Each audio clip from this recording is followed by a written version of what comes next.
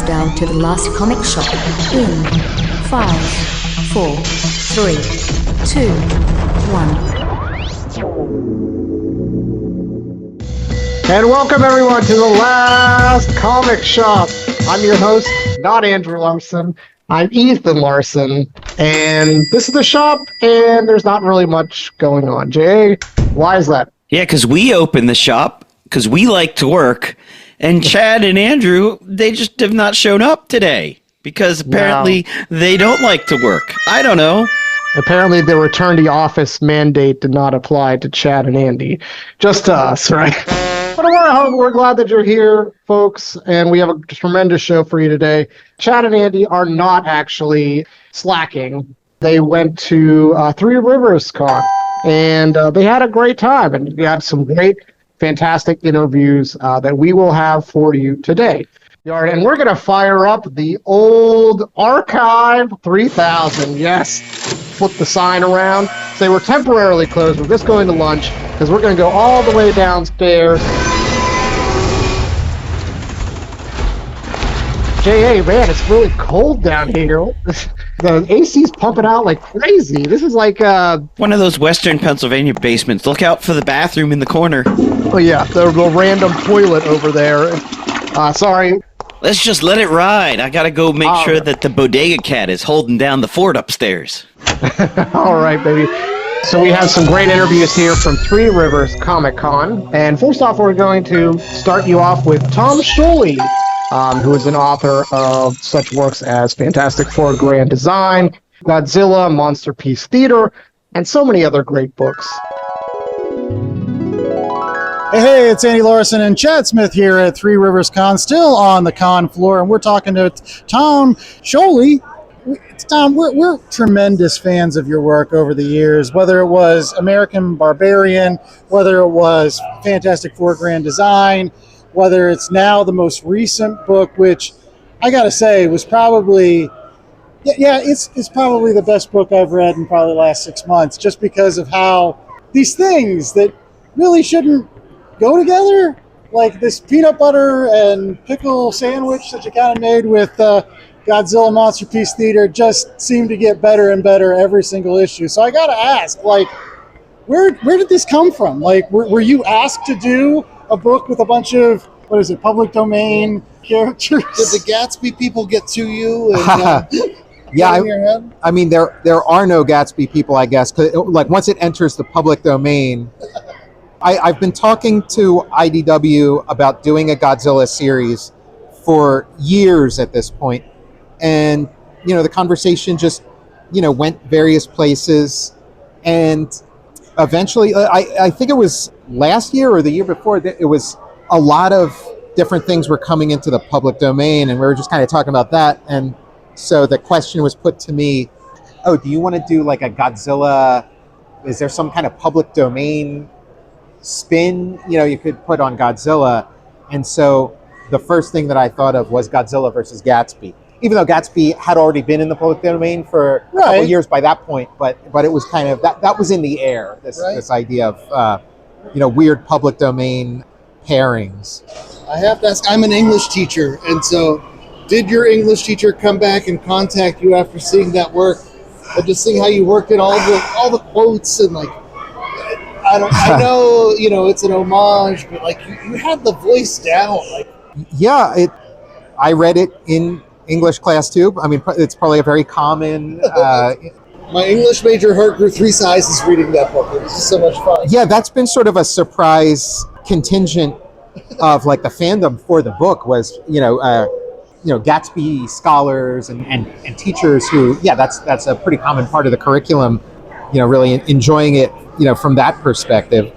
But it's not just Gatsby, right? Like, you brought a lot of other characters in. In fact, that first cover, you've got, the Professor and Dracula and Sherlock Holmes, and it seems like a melding that really shouldn't work. So were you fans of it, or was it just the point where you're like, okay, I've got Gatsby and I just got to figure out other contemporaries or something that would make sense on a Avengers-esque team to fight Godzilla? Shrugs. I mean, Gatsby definitely opens the door to a lot of stuff, and I mean, there were people I wanted in the story, characters I wanted, people on the team, and I think it was like last year or the year before that Sherlock Holmes had like just lapsed into the public domain. So I definitely wanted to put Sherlock, and so at that point, some of the characters weren't designed for the 20s or designed in the 1920s. Right. Like Gatsby takes it into the 1920s. We're putting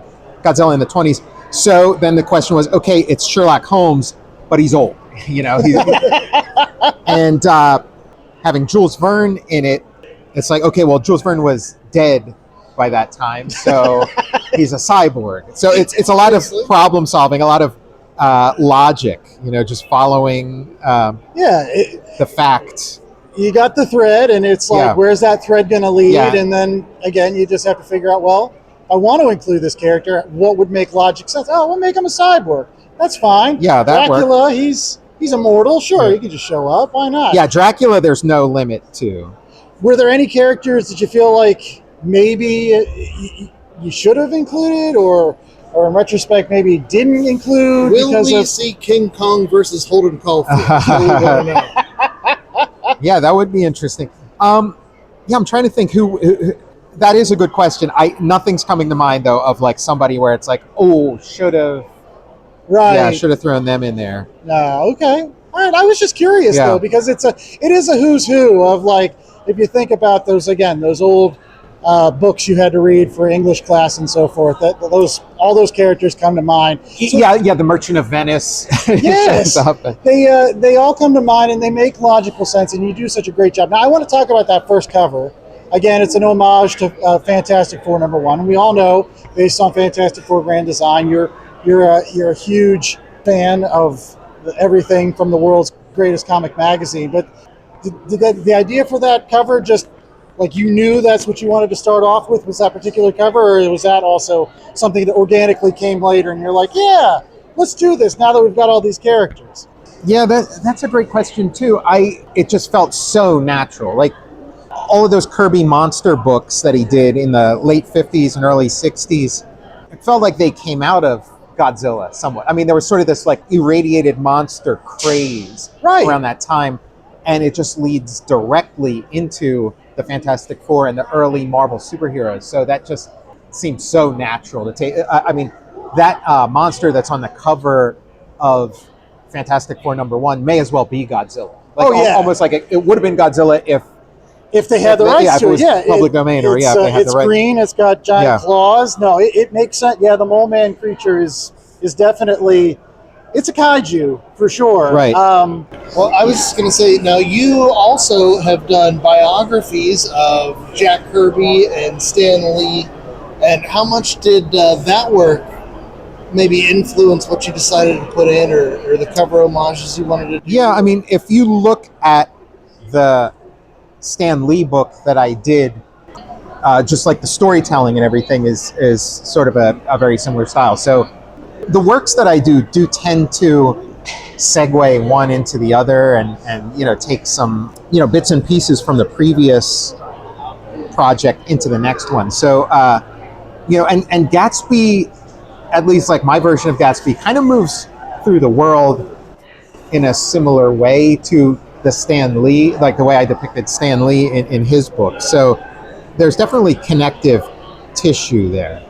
That's very cool. And those books under themselves are fantastic too. I mean, it's not just historical. You're hitting all those emotional beats and, treating these people as real people, which sometimes as comic fans, everybody gets all bent out of shape and, you forget that there's real people involved. Yeah, and just another connection is, with Jack Kirby and Stan Lee, it's part of Long Island culture, which, Gatsby is,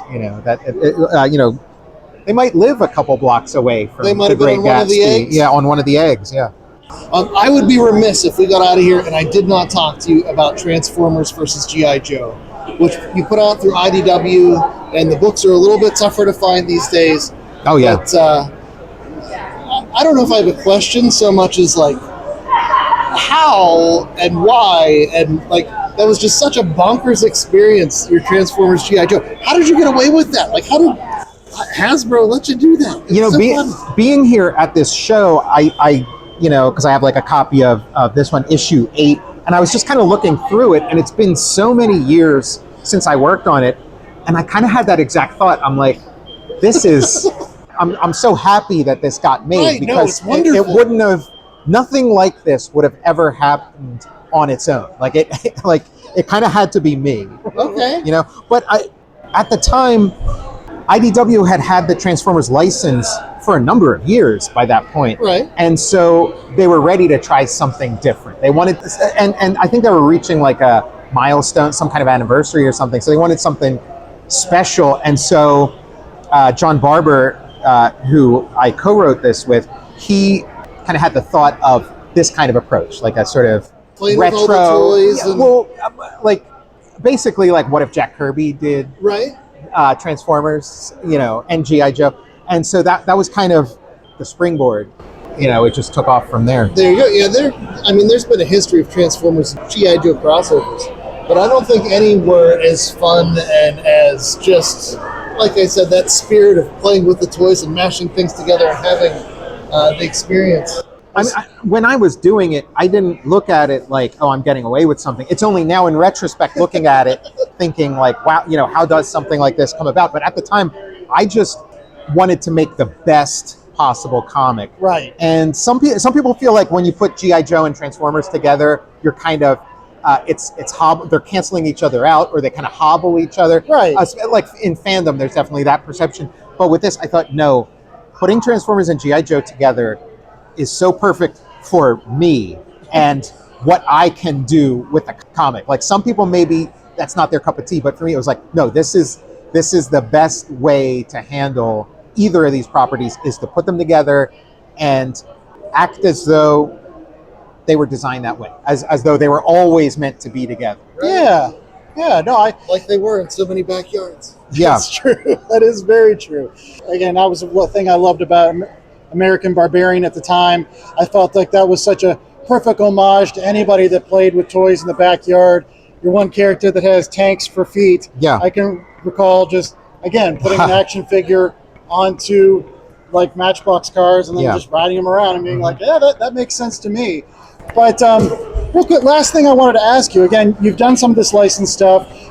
For anybody that's got to meet you, you do have kind of a rock star mentality. I won't lie. I'm in awe of it a little bit. Do they let you alone? I know that a lot of times when you work with licensed properties or you work for these kind of things, they have, if somebody comes in, they talk about, oh, you can't do this, you can't do that. Do they kind of let you run when they give you these ideas? Just say, yeah, Tom will figure it out, and we'll get to go with it. Well, I mean, when I did Transformers and G.I. Joe, it kind of spoiled me a little bit because I'd heard the same things you'd heard, that they're maybe overly restrictive when you're doing these licenses, but they were very okay with almost everything that I wanted to do. And then the things that they maybe had some questions about, we were able to, come up with cool solutions, but they were so okay. And so then when I'd go on to subsequent assignments at other companies with other things that weren't licensed properties, but were just sort of their, mainstream comics, that's when I started getting the pushback of like, oh, you can't do this, you can't do this. So I feel like the superhero universes at this point are way more protective of their characters, their IP or whatever, than the licensed ones. The licensed ones actually seem like they're pretty open. Well, I know that you're working here, Tom, but so thank you so much for taking some time with us today. But I just wanted to give everybody an opportunity to hear what other projects you've got coming up over the next 6 months up till the end of 2025 and beyond that you might want some of your fans to hear about. Well, I'm glad you asked. I have a new original graphic novel, creator-owned science fiction comic called Space Opera Xanadex Across the Unknown Dimensions of the Galaxy. It's coming in August from Image, and there's going to be a Godzilla's Monsterpiece Theater trade paperback collection coming out in July. Oh, yeah. Any plans for like a treasury sized or I mean, that beginning? That's up to them.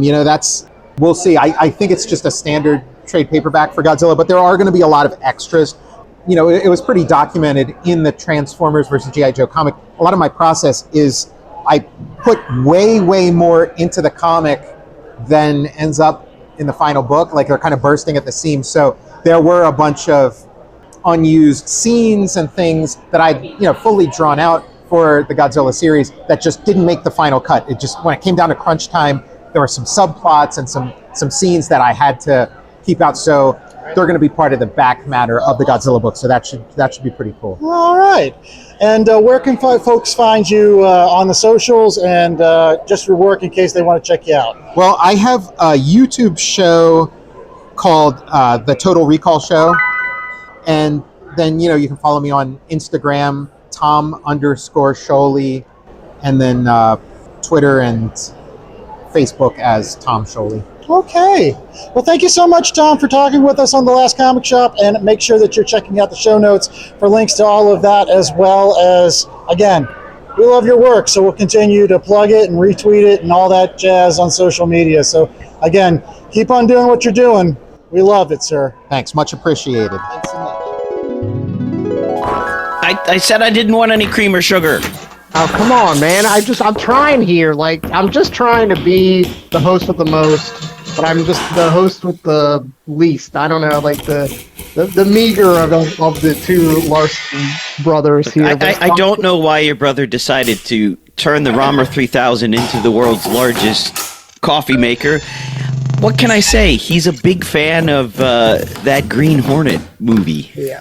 It has to be like pitch black though, because I'm trying, man. Like, I think that you can smell this coffee from down the street. So I'm trying to make it as black as midnight, because I know that's what Chad loves. So that's the kind of brew that I'm trying to brew here.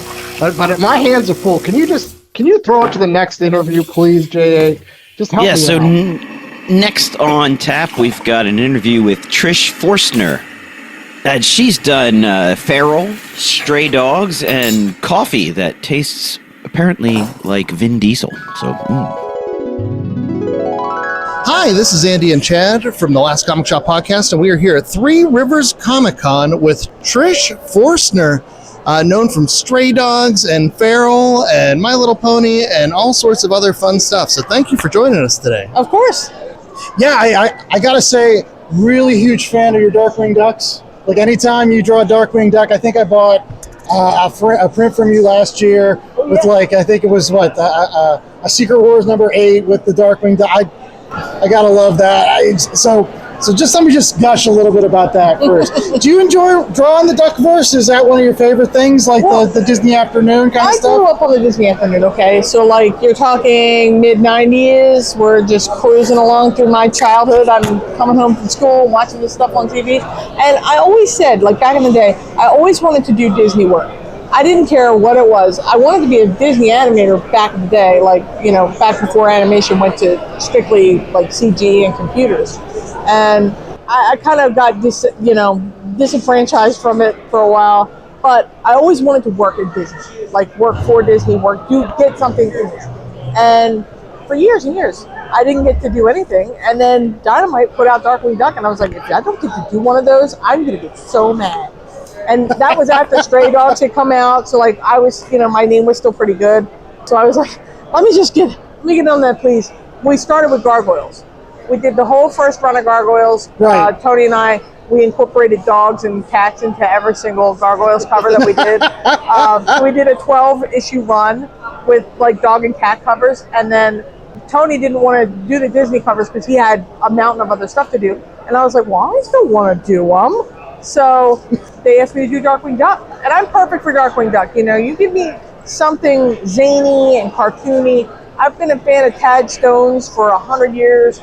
He created Darkwing Duck. He also created Chip 'n Dale Rescue Rangers. Right. So like that's half my childhood right there. Chip and Dale are my favorite. So hint, Yeah, right. Chip 'n Dale. If there's ever a Chip and Dale comic, and I'm not on it, there's something wrong with this world.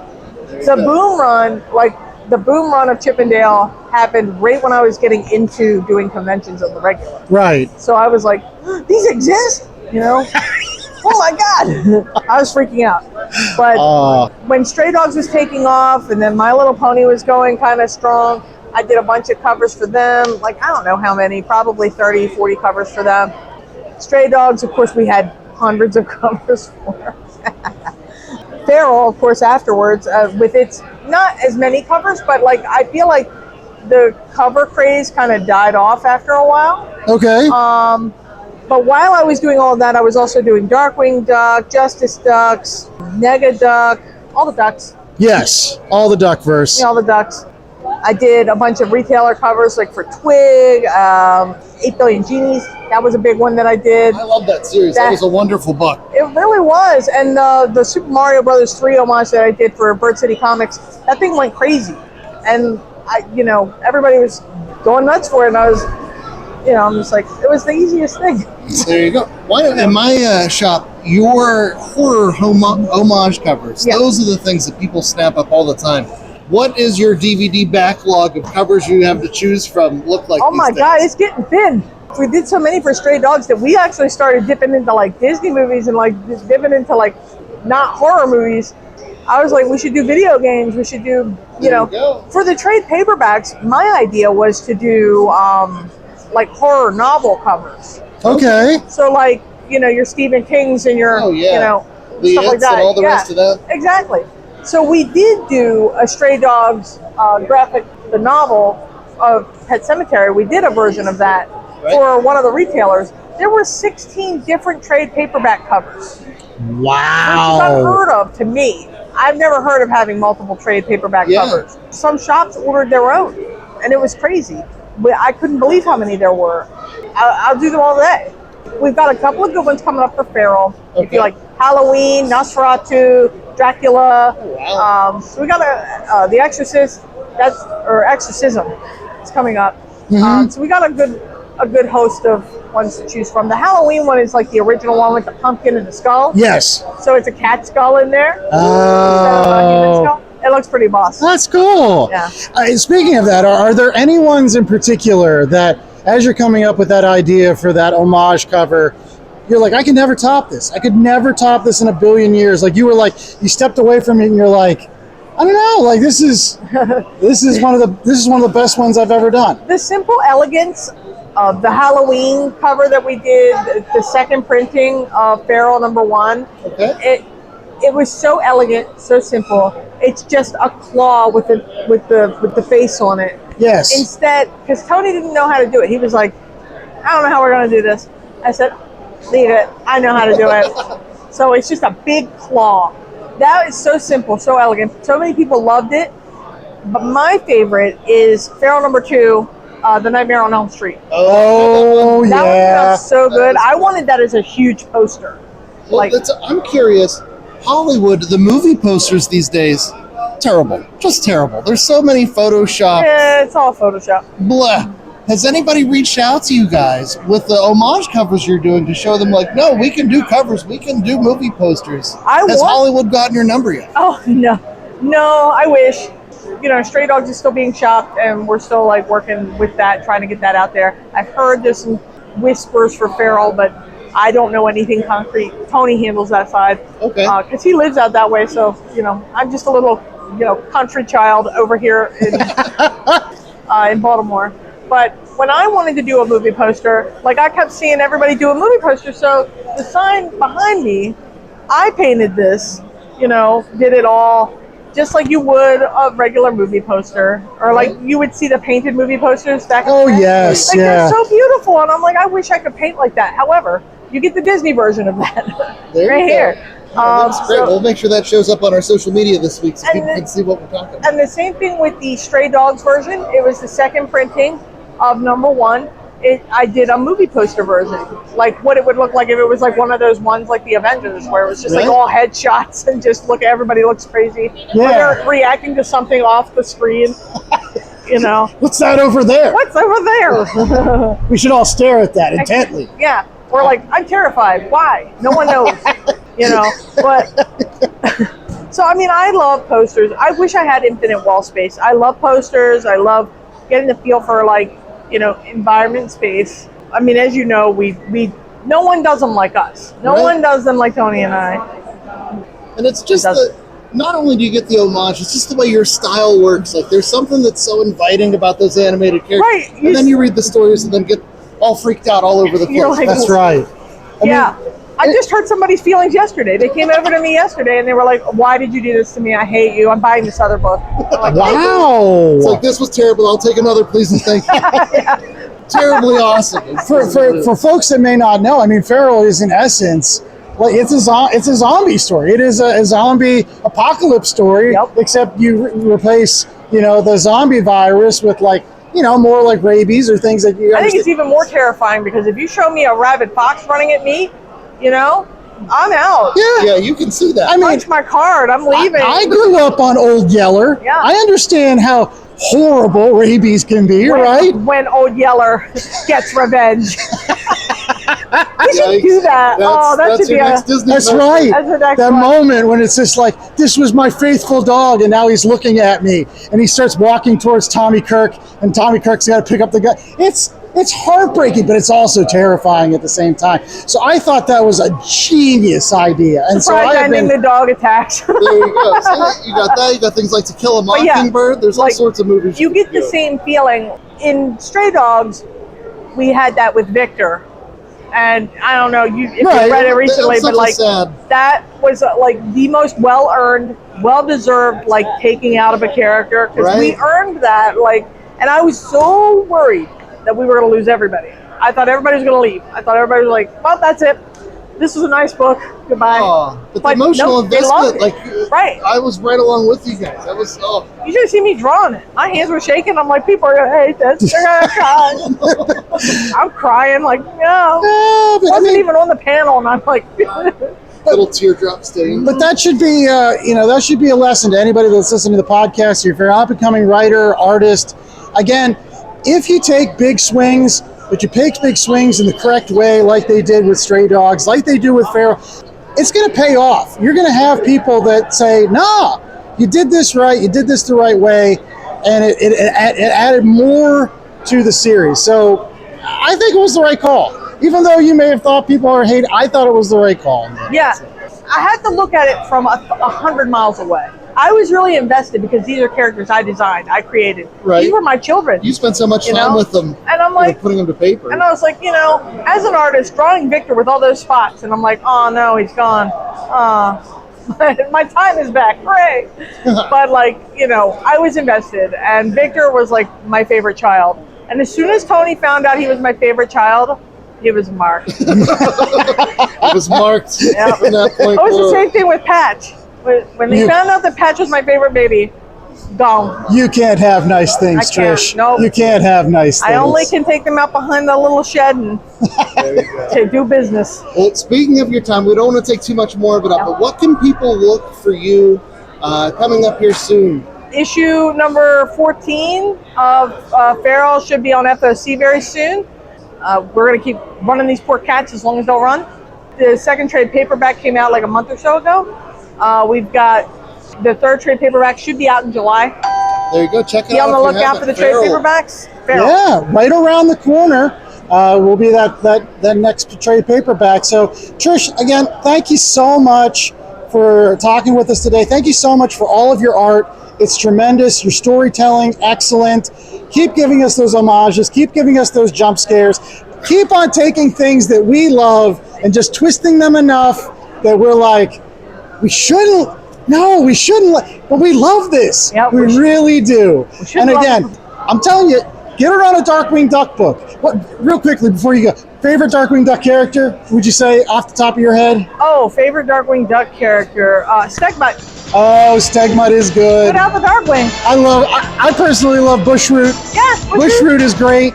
If you're This- going bad, guys, gotta say Quacker Jack. Oh yes, He's the that best. one's a good one too. Gotta love a good Joker, kind of sinister, because he was actually insane. Like He was. Yeah. No, he's got a great visual design and.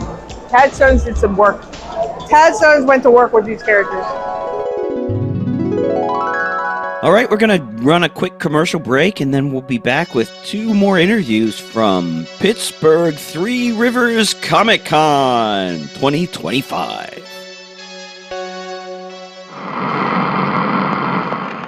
Looking to save money on your collectible supplies? Whether it's comics, cards, sports memorabilia, or miscellaneous pop culture bric-a-brac, make sure to use promo code LCSPOD to get 10% off your orders at bcwsupplies.com. Not only does it get you a discount on BCW's already low prices, but using LCSPOD at checkout is an amazing way to show support to the Last Comic Shop podcast, the most incredible comic book podcast on the airwaves. So if you are in need of collectible supplies, head out to bcwsupplies.com and use promo code LCSPOD today.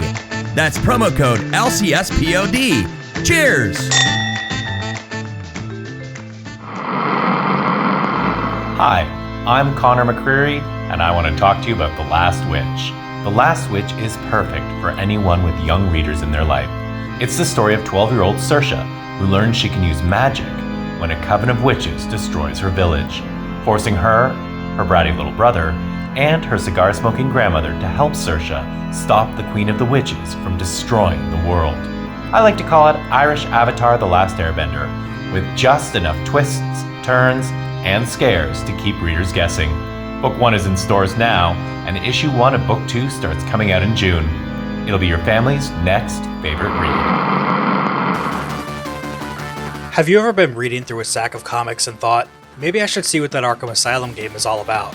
Or been playing Marvel vs. Capcom and felt like you were at a real disadvantage since you didn't know who half the characters were? Well, Play Comics is the show for you. I'm Chris, and each episode we take a look at video games based on comic properties and how well they stick to that source material. So whether you know the comics and want to know how all those games work, or you know the games and want to find out where all this craziness came from, go check out Play Comics at playcomics.com or wherever you find your favorite podcasts. All right, we're back with the Last Comic Shop. Oh my gosh. Why did Andy make me haul this huge box of back issues and floppies and dollar books and whatever you call them all the way upstairs from the basement? J.A., I'm dying here. It's so hot now. Oh. See, that's why we keep that basement cold. So I'm going to see if there's anything actually good in this pile. I see more Archie, even more Archie. I see a G.I. Joe, but they're all drawn by the same person. And Andrew... Oh, it's Andrew Peapoy, yes. Superman, Spider-Man, Batman, X-Men. This guy has done a lot. He redesigned Little Orphan Annie back in the 2000s. So I think this is what we call in the film business foreboding. Hey, it's Andy Larson from the Last Comic Shop here with Chad Smith and Mikey Wood, as well as somebody I feel some personal connection to because he shares an awesome first name with me.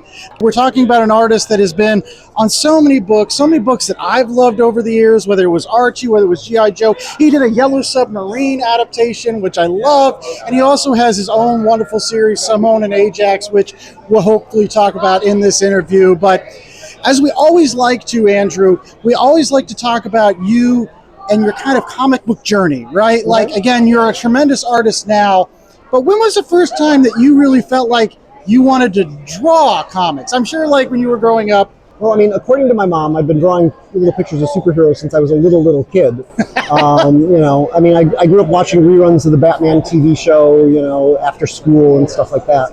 And I mean, I certainly did love superheroes because, like, Shazam was on, Wonder Woman was on, but it wasn't until Superman the movie came out. Okay. That, you know, in the late 70s, and I was in 4th grade at the time, and I got really sick, home with, like, you know, extremely bad cold thing for, like, you know, two weeks or something. And my mom, you know, went to the grocery store where they had, like, a little pack of 3 Superman comics for $1. Oh yeah. You know, and she bought them for me because she knew I'd love the movie.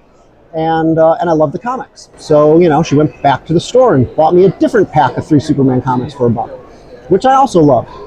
After I felt better, I, you know, started buying my own Superman comics, which led to me buying some Batman comics and, you know, lots of other comics.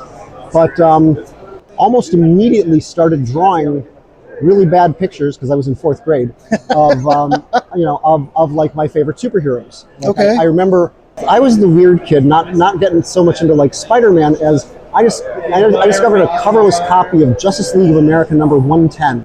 Okay. With a reprint of the Justice Society from the 1940s. Okay. And I immediately fell in love with that. Those team-ups were the best. Well, no, it wasn't even a team-up. It was a reprint of an actual, you know, Justice Society comic from the 40s. Okay. So with, like, Dr. Midnight and the original Flash. Right, and Golden Age Green Lantern and all that, Yeah. Black Canary and all that stuff. And I fell in love with that. So I remember, like, in fourth grade, I drew every single character to the Justice Society, Oh, wow. stuff like that. And then I started drawing my own stuff. And, like, I think I was in probably fifth grade when I, without telling my parents, went down to the local newspaper in my small town where I grew up in Holland, Michigan. Okay. And taking my little comic book that I had just started drawing, and somehow thought I can get them to publish it. Well, they were actually very nice to this, pesky little kid, and actually did a feature story on me in the newspaper. Oh. That ran on like the front page. All right, so getting some nice encouragement from a very early age. Yeah. And then the summer after sixth grade, my mom would drive me to the big city of Grand Rapids, Michigan. It isn't that big of a city, but that was the big city for us. Right. So that I could take a summer art course from Mike Gustovich when I was 12 years old in the summer of 1981. Ooh. And so I actually learned a lot of the basics of how to do, the real nuts and bolts of how to do a comic. I started inking with a brush when I was 12 years old. Thanks to this class, so I got like a really early head start on some of this stuff. So I'm curious, if you were to talk to 12-year-old Andrew today through some time machine mechanics, chicanery, whatever, what advice would you give him with what you've learned throughout your illustrious career with all these working on all these different properties, all these different books? I mean, I would have just like surprised him with the fact that I actually got to do all this stuff. I mean, I was a pesky little kid then, and I'm a pesky freelancer now. I'm going to go out there and hunt for the work just like I did then. I mean, so when I was 12, taking that summer art course, this one other kid in the class who I'm still friends with to this day, 44 years later, named Tom Nagovin, who, was also in the class. He was 2 years younger than me. He saw what I was doing and decided, well, first of all, he decided he was going to have a comic book convention in his garage. All right. And which he did. Nice. Did you have your first artist alley? I did, yeah. I set up, but what he also did was, like, he said, if you finish that comic, because we all had to do the first 3 pages of a story as the final project for our comics art class that we had just taken. And he said, if you finish that and print it, I will buy 25 copies to sell at my local comic book convention. Oh, wow. And so I was prompted to finish it, and my dad snuck me into his office building on a weekend, when no one was around, and we ran it off on the company copier, and I did it. And so I went on to be that was like my first finished comic, which led to many other things. And in a way, that's what led to Tom's career too, because Tom didn't so much become an artist as someone who made art happen.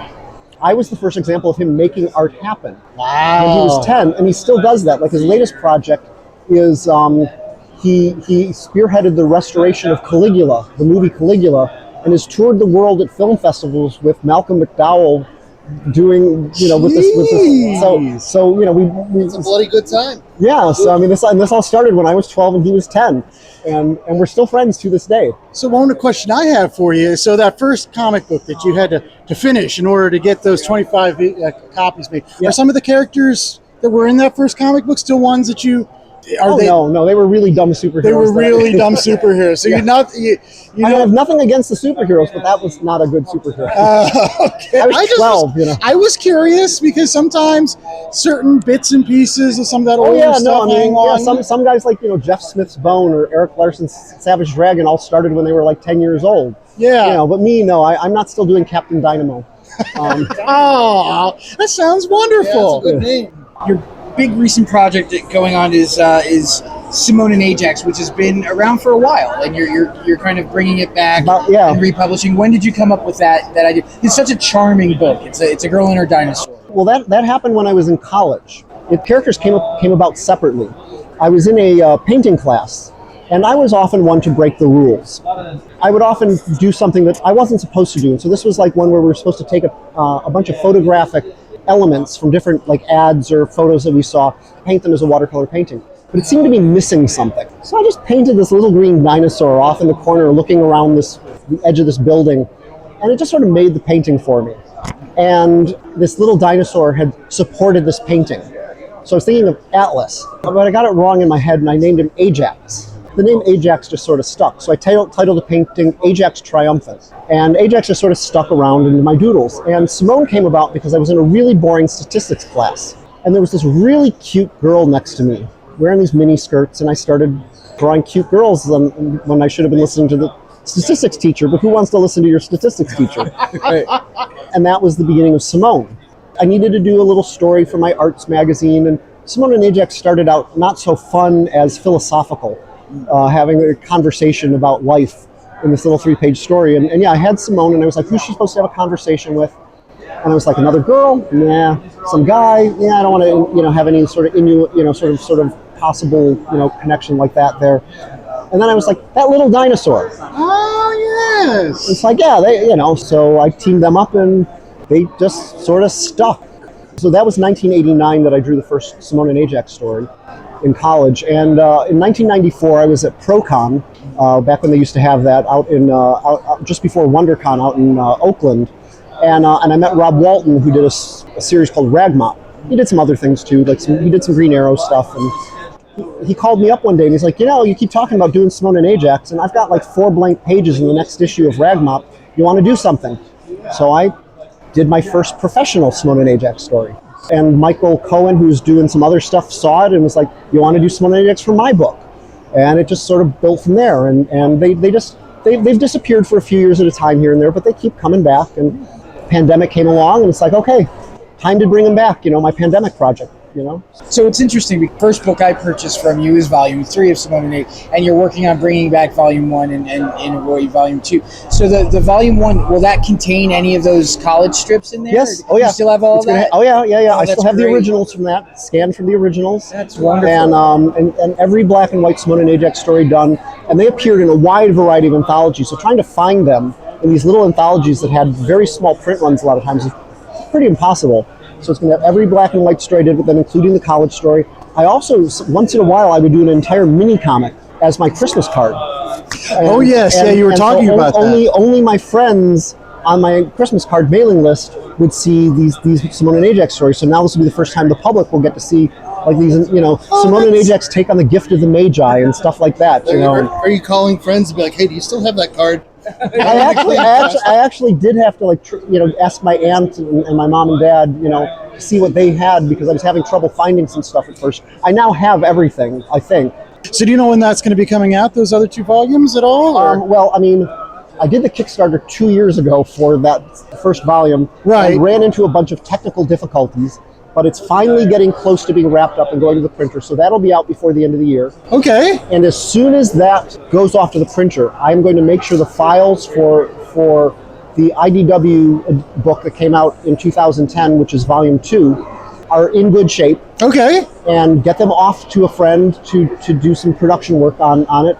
And as soon as I know that print file is ready so that I can actually turn this one around quickly, I'm going to do another Kickstarter for that. So somewhere towards the end of the year, early next year, there'll be a Kickstarter to do this one as a hardcover this time, because IDW published it as a paperback. Oh, yes. Well, that's nice. Yeah, so that's a matching set, so that they're all nice little hardcovers. And that, for comic book fans, is always a plus. We like our matching sets. We like to look at our bookshelf and see all the same. They use the same fonts on all the spines. Same signs, same fonts, same everything. So same bat time, same bat channel.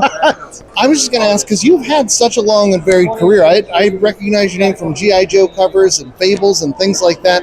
If I asked you to pick your babies, what's some of your favorite freelance work that you were able to accomplish in your career? Well, I love doing Betty and Veronica covers. Okay. So a lot of the stuff I do for Archie. Right. Yeah, I'm a huge Archie fan myself. So I am a fan to the level of, I have every issue of the first Betty and Veronica series from issue 1 all the way back in 1950, all the way up through the final issue of 340, whatever it is. Oh my goodness! And I've got a complete run of Josie. I've got a complete run of Sabrina. So I'm a fan of that stuff. So I'm always happy to be working on those kinds of books. Working on Simpsons was a joy. They were wonderful people to work for. They treated you well. They paid you decently. There was almost never a rush job. Like most publishers, it's always like, we need it 2 weeks ago. And with them, it was that even a rush job for them was more like, we need it 2 weeks from now, and that would be considered a rush job. Usually, they gave us plenty of time, and it was just fun comics to make. So Simpsons was a lot of fun to do. Fables when we were doing it. Katie Keene I got to write and draw my mom's favorite character. Oh, that's awesome. You know, my mom grew up loving Katie Keene, and I actually, despite the fact that I loved all the other Archie stuff, I've never read Katie Keene. Okay. Because you know how it is. You think, oh, my mom loves it. How good can it? You know, it's like that's not cool. You know? But then when it comes research time, but what did you learn about Katie Keene? Well, I mean, once my editor at Archie Comics, Mike Pellerito, saw a cover I'd done for this other indie book and said, that reminds me of Katie Keene. It's like, you want to bring back Katie Keene? And I was like, sure. Why not? I'll bluff my way through this, you know. And so, yeah, I called up my mom, I called up my aunt, you know, found out what made, you know, read some articles, bought a bunch of Katie Keene comics. I wanted to find out what made Katie Keene special to its old fans, so that I could keep that feel, even if I was doing a modern take on it. Okay. Because I also knew my mom would kill me if I did it wrong. You know. Can't screw this up. Can't screw this up. So what was like, I guess the key factor, the secret sauce for Katie Keene that did make it different? Well, I mean, just keeping it fun, keeping it light, and keeping the fans involved, because that was always one of the things that they had done in the old Katie Keene series is, you know, the fans could send in, you know, outfit ideas, shoes, dresses, jewelry, whatever. And so we put the word out there, and Archie told me at the time they hadn't seen such mail like that in years. Wow. They would send me stacks of mail from the readers who were sending the stuff in. And, you know, like, okay, I need this kind of dress, but no one sent me this kind of dress. So I'd have to make something up, and I'd either use a fake name or I'd use the name of somebody I knew. So I made sure that at one point, I made sure I used my mom's name. There you go. Did your aunt make the cut as well? Yes, my aunt as well, Okay, or my gotta sister, make sure. you know, or stuff like that. The fashion pages, that was a trope from the original run, correct? They used to run. I know they did it for Wonder Woman a lot too. Yeah, and I love doing all that fashion stuff, and I'm kind of crazy. I'll do that detailed lace work and stuff like that, but I knew that's what the fans counted on. They want, you know, Bill Logan and Bill Ward and people who would draw some of those old, you know, romance and fashion comics back in the day. They'd go to town on some of that stuff, and that's what I knew the readers were looking for. And so I made sure I did it too. Yeah. People got to like expect that kind of thing of me and sought out the original art, like, you know, for the pages with the stockings and the tights and stuff like that. Oh, very cool. Well, we could talk to you forever, Andrew, but thank you so much for taking some time with us today. What projects do you got coming up other than your Kickstarter by the end of the year? Do you have anything else that you might want to let Note fans know will be on shelves by the end of this year? Yeah, sure, definitely. First, I'll mention, if anybody wants to find my Simone and Ajax stuff or just find me online, you can just go to pepoy.com, PEPOY.com. I've got a Facebook fan page. I'm on Instagram. I'm on Blue Sky. I'm not on Twitter. And if you want to order like a Simone and Ajax book, you can just go to pepoy.com or simoneandajax.com, and there's a little buy books button. You can even read free previews of the Simone and Ajax stuff on there. But as far as other work goes, I am just working on the final piece of art for a graphic novel called Fantastes, which is an adaptation of an 1840s fantasy novel that had been a huge influence on Tolkien and C.S. Lewis. Oh, wow. And it's been a long time in the making, and I'm working on the entire interiors are done, and I'm finishing up the cover hopefully this week, and that'll be going to the printer very soon from Cave Pictures Publishing, a smaller publisher.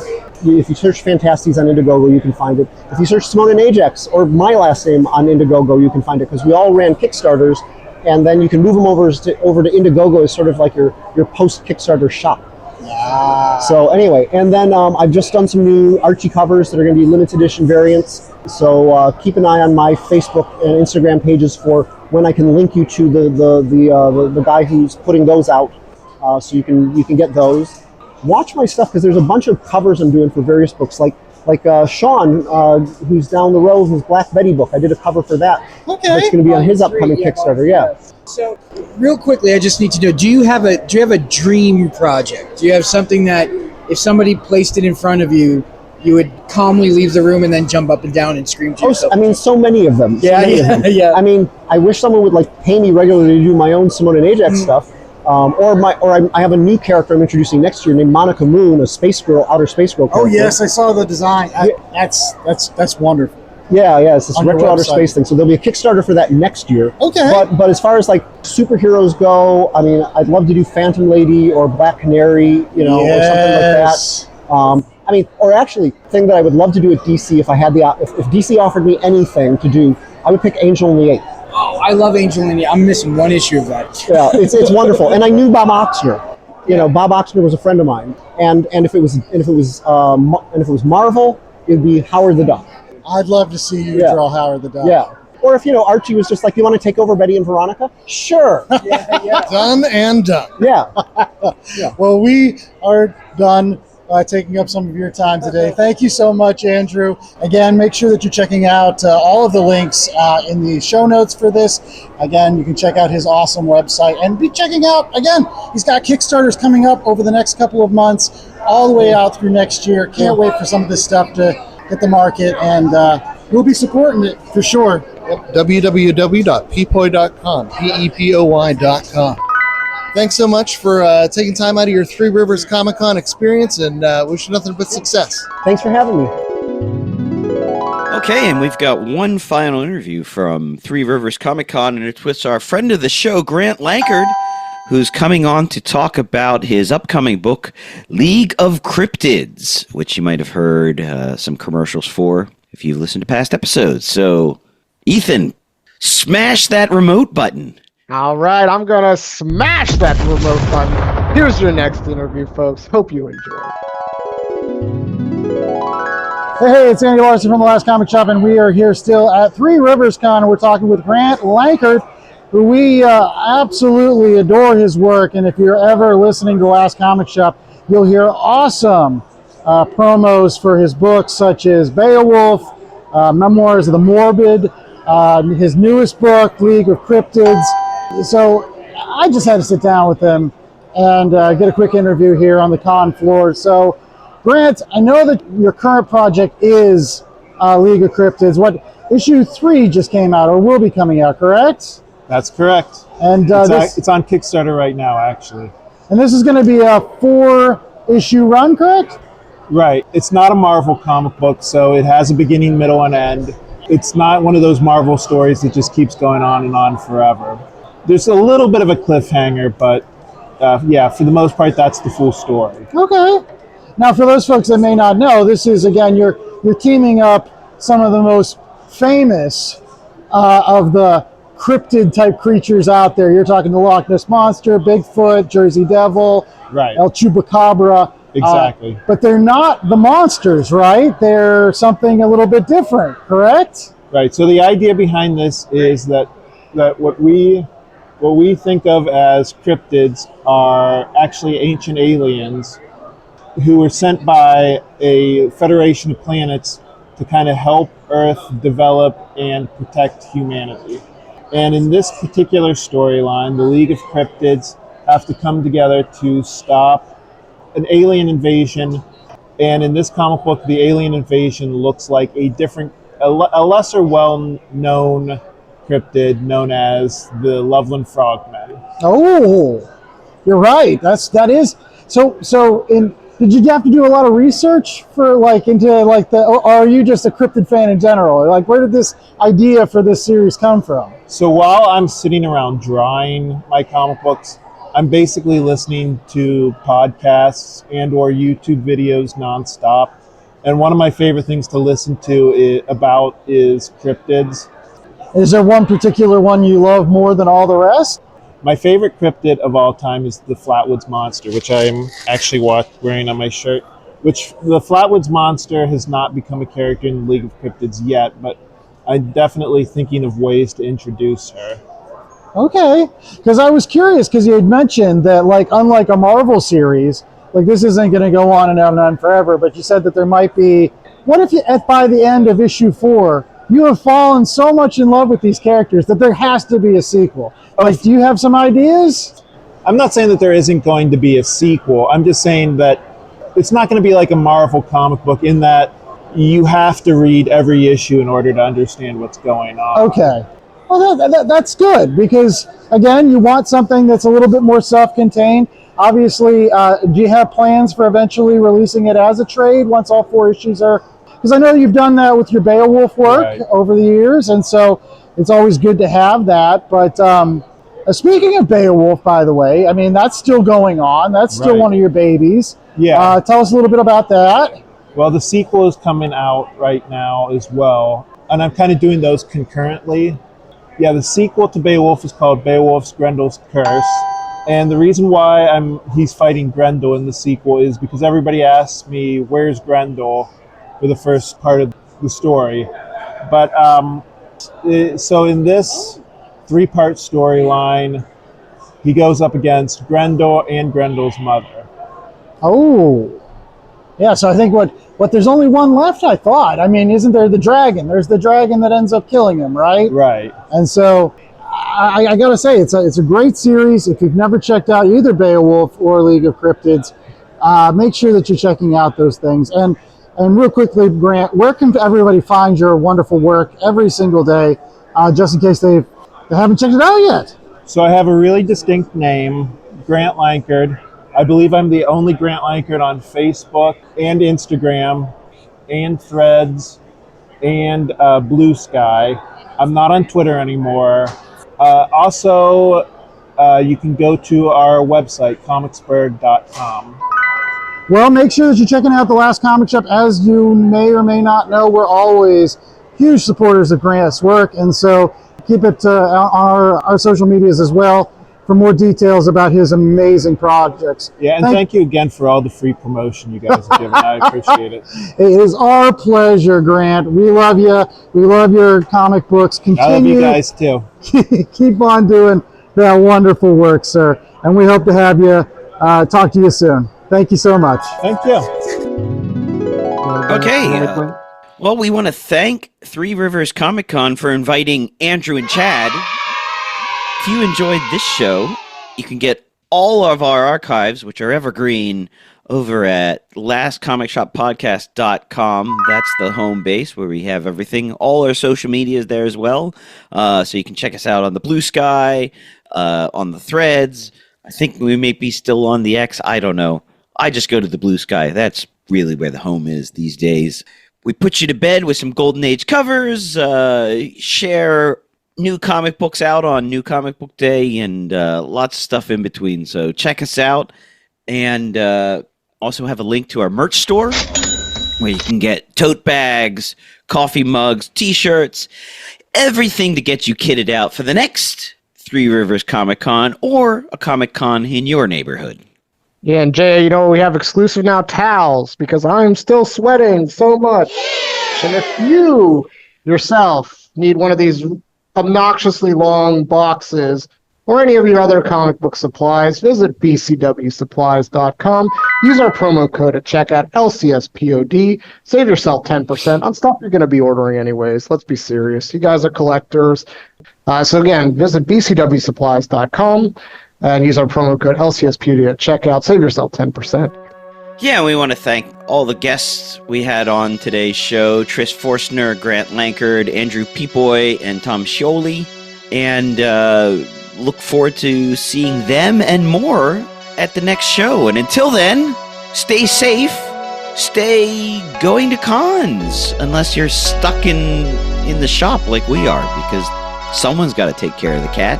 And remember, if there's a random toilet in your basement, you just might be in Pittsburgh.